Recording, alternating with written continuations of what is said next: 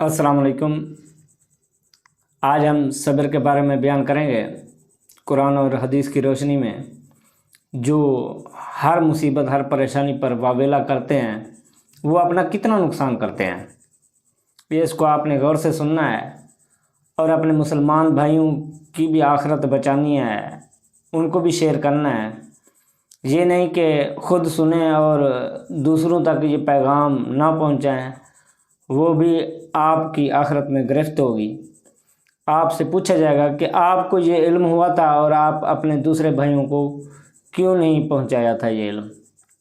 تو خدا را اپنی آخرت بھی بچائیں اور اپنی آپ سے جو بوجھ ہے وہ اتاریں، خود بھی سنیں اور دوسروں تک بھی پہنچائیں۔ الصلاۃ والسلام علیکہ یا سیدی یا نبی یا رسول اللہ، الصلاۃ والسلام علیکہ یا سیدی یا نبی یا حبیب اللہ۔ کچھ آیات کریمہ اللہ تعالیٰ کا فرمان پڑھوں گا، اس کے بعد حضور پاک صلی اللہ علیہ وآلہ وسلم کا فرمان پڑھوں گا۔ یا ایھا الذین آمنوا اصبروا وصابروا وَلَنَبْلُوَنَّكُمْ بِشَيْءٍ مِّنَ الْخَوْفِ وَالْجُوعِ وَنَقْصٍ مِّنَ الْأَمْوَالِ وَالْأَنفُسِ وَالثَّمَرَاتِ وَبَشِّرِ الصَّابِرِينَ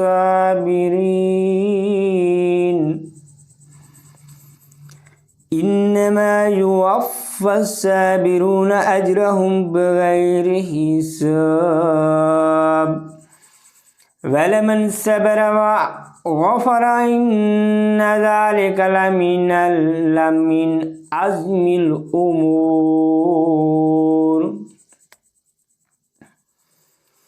اللہ تعالیٰ فرماتا ہے، اے ایمان والو صبر کرو اور ثابت قدم رہو دشمن کے مقابلہ میں۔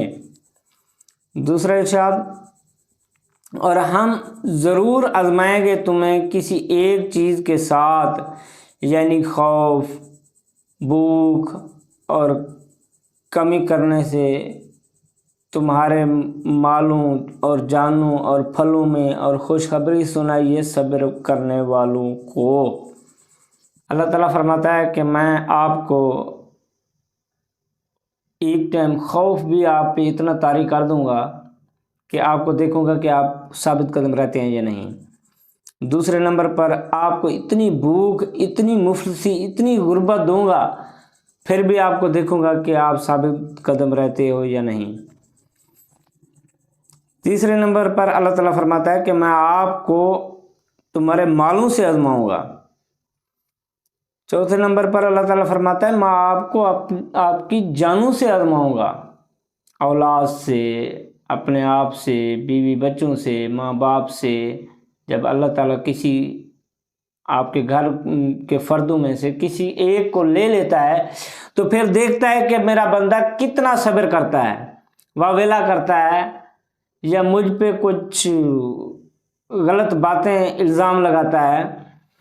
کافی ایسے فوتگی میں کافی عورتیں، مائیں، بہنیں اور بھائی ایسی حرکتیں کرتے ہیں، ایسی غلط باتیں کرتے ہیں جس میں شرک کر بیٹھتے ہیں، کفر کر بیٹھتے ہیں۔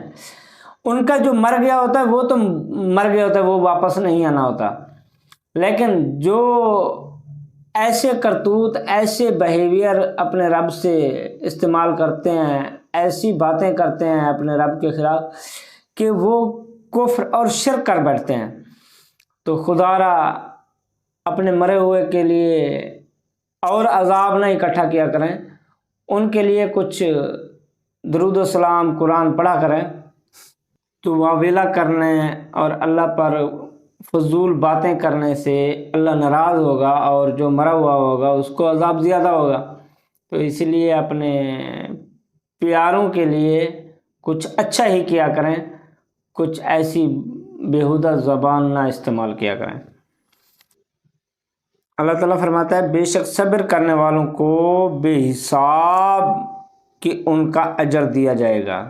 جو کسی چیز پہ صبر کرے گا ان کو اللہ تعالیٰ بغیر حساب کے ان کا اجر دے گا۔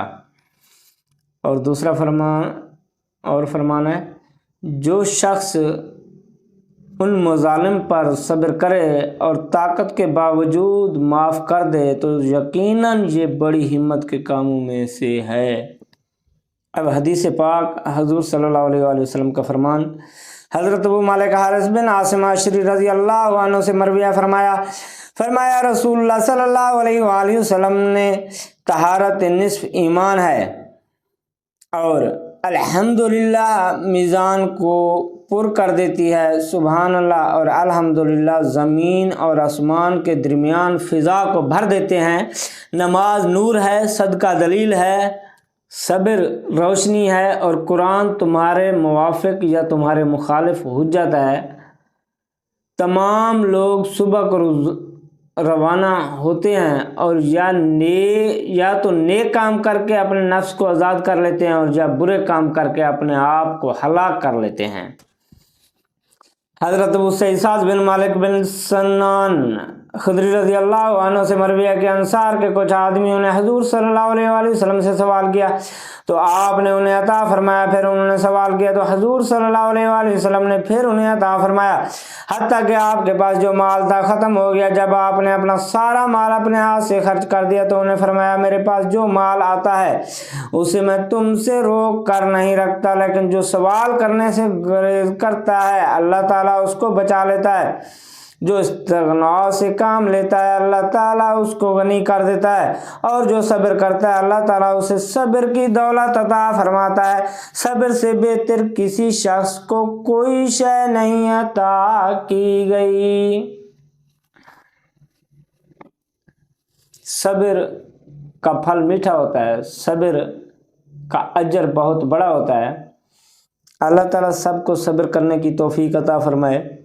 اللہ تعالیٰ ہمیں اور آپ کو برے وقت سے بچائے، اور کوئی وقت ایسا آ جائے تو ہمیں صبر کرنے کی توفیق عطا فرمائے، اور ہم پر اپنا خاص کرم فضل اور رحم فرمائے، ہماری تمام پریشانیاں دکھ تکلیفیں دور فرمائے، تمام مسلمانوں کی پریشانیاں دور فرمائے، اور تمام مسلمانوں کو ظلم سے رہائی عطا فرمائے، اور ظالموں کو نیست و نابود فرمائے۔ آمین آمین آمین ثم آمین یا رب العالمین۔ صلی اللہ علیہ حبیب سیدنا محمد صلی اللہ علیہ وآلہ وسلم۔